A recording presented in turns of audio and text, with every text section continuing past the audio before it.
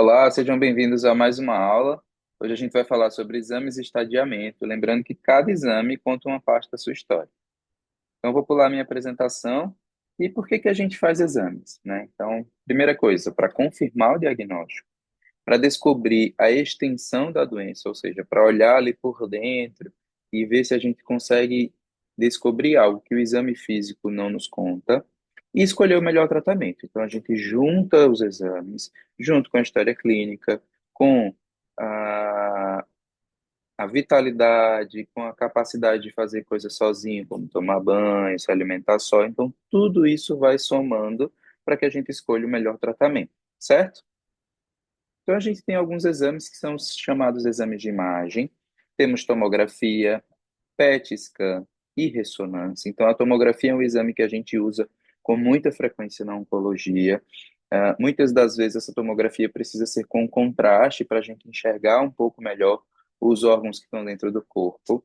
O PET scan é um dos exames mais famosos, né? Então, a gente consegue aí ter uma visão um pouco melhor para certos tipos de doença. Então, é importante a gente lembrar que o PET não está indicado para todo mundo, tá? E que nem sempre a gente faz PET scan, mesmo que seja uma pessoa que tenha acesso, porque para aquela doença o PET não é um bom exame.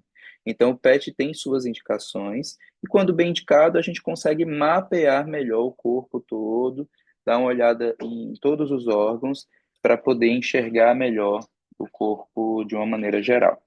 E a ressonância é um exame utilizado para a gente ver alguns locais com mais particularidade. Então, exemplo, ressonância de crânio, que a gente consegue ver melhor a cabeça por dentro.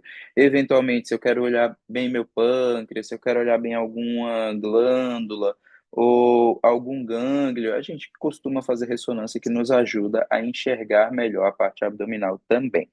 A gente tem os exames endoscópicos, e aí são vários. A gente tem endoscopia, colonoscopia, temos exames que a gente chama de broncoscopia, que a gente consegue ver a parte da árvore brônquica. Além disso, esses exames endoscópicos podem ser relacionados ou não a um tipo de ultrassom, para a gente conseguir ter esse diagnóstico de uma forma melhor. E temos as cintilografias. A mais famosa é a cintilografia óssea, que a gente consegue ver a parte do osso, né, do esqueleto, e identificar se existe algum pontinho de doença em algum lugar. Além disso, a gente tem os exames de sangue, que também são exames muito utilizados. A gente tem os exames de sangue que a gente consegue ver a saúde do rim, a saúde do fígado, a gente consegue ver se tem anemia, como está a defesa do corpo, se as plaquetas estão boas, a gente consegue ver colesterol, glicose, algumas vitaminas. Então, esses exames de sangue nos trazem informações sobre a saúde geral. E a gente tem também o que a gente chama de marcadores tumorais, que esses podem indicar atividade de câncer em alguns casos. Então, exemplo, a pessoa teve o diagnóstico de câncer, eu peço a dosagem de um marcador tumoral, e isso pode me indicar se essa doença está em atividade ou não. Esse não é um exame que a gente faz para quem não tem sintoma e não tem diagnóstico, tá? Então, o marcador tumoral não deve ser feito de forma rotineira em quem não tem diagnóstico de câncer. E o marcador tumoral e os exames de sangue não substituem os exames de imagem ou a biópsia. Então, a gente precisa também de complemento, tá? E o que que é essa biópsia? Então, a gente precisa tirar uma amostra, um pedacinho pequeno do pedaço desse tecido que está ali crescendo de uma forma errada. E aí a gente consegue, com esse pedaço, confirmar se isso é câncer e qual é o tipo de câncer. Como é que a gente confirma isso? Então, a gente precisa do patologista, que é um profissional que auxilia muito o oncologista na tomada de decisão. E o patologista libera um laudo, e o primeiro laudo geralmente a gente chama de anátomo patológico, que ele coloca lá na lâmina do microscópio e consegue enxergar o tipo de célula. E uma coisa muito comum é a gente pedir em cima desse material o que a gente chama de imunohistoquímica.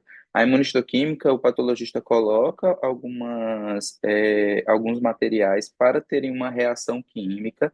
Tem que esperar aí mais ou menos uma semana para ele conseguir ler novamente essa lâmina. E aí a imunohistoquímica consegue nos dizer realmente qual é o tipo de tumor, muitas das vezes de onde ele nasceu.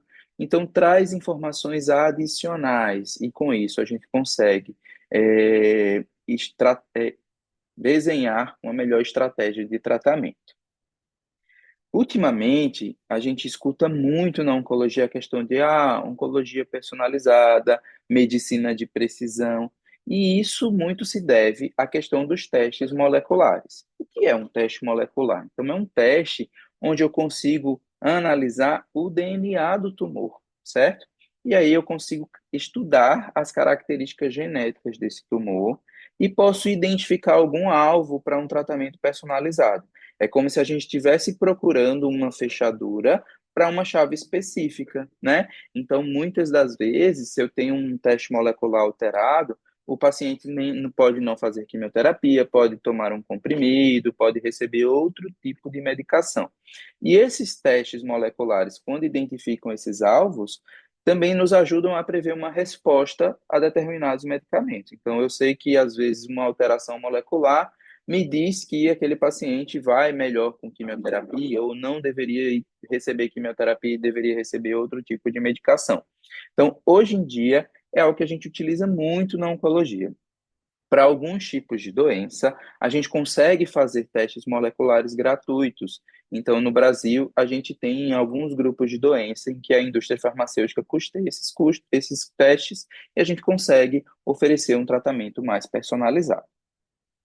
E o que é, então, estadiamento, né? É quando eu junto minha biópsia, que é o anátomo patológico, com a imunistoquímica, com o resultado da análise molecular, e somo aos exames de imagem, que pode ser tomografia, PET scan, ressonância, exame endoscópico, cintilografia e marcadores tumorais.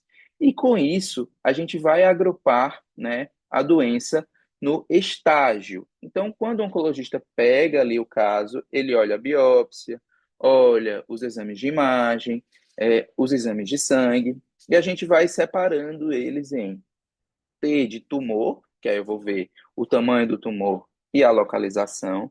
O N, que a gente chama de linfonodos, que a gente vê se essa doença, essa célula saiu de onde estava e atingiu algum gânglio, que são os gânglios linfáticos que a gente tem no nosso corpo. E o M, para saber se tem metástase ou não. O que é metástase? É saber se a doença se espalhou para outros locais. Se passeou ali ou pelo sangue ou pela via linfática e se alojou em outro tipo de órgão.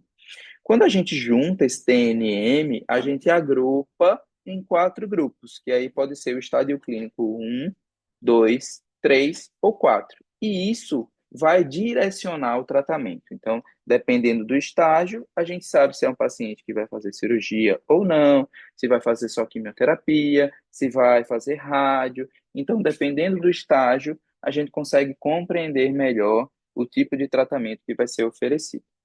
Então, para resumir, vamos lembrar que cada exame tem sua função e o estadiamento ajuda na escolha do tratamento correto.